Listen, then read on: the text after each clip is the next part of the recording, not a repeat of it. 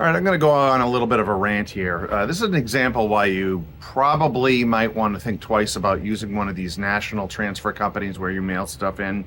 Here's an example. I had a customer come in. She sent off a bunch of DVDs to one of these companies. Most came back okay, but there were three they said they couldn't do. They refused to do them. They said that the discs had mold on them and they didn't want to ruin their equipment. Do you see any mold there? I don't. I did notice that when I put this disc in, that it did have trouble reading. I was able to access the files through a piece of software called ISObuster, which can sometimes pull information off disks that have issues.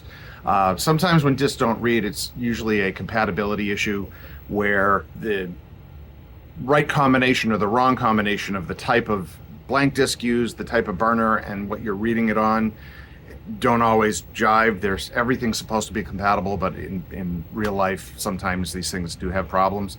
Bottom line is, using this piece of software was very simple to be able to recover these files for this customer, and it just seems like that this national company she sent her stuff to, they couldn't be bothered. They just said, well, we can't read it, so we're going to slap something on it that claims that there's an issue with the disk.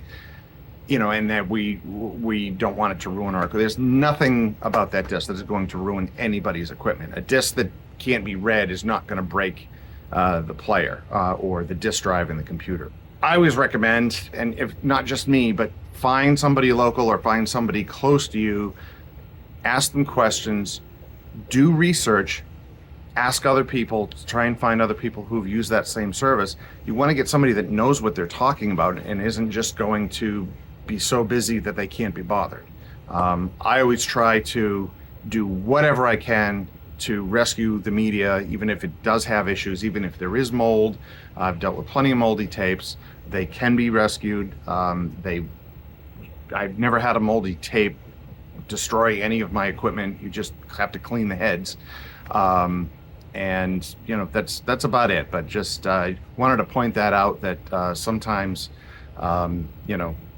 dealing with somebody that you can talk to, somebody who's local, is your best bet.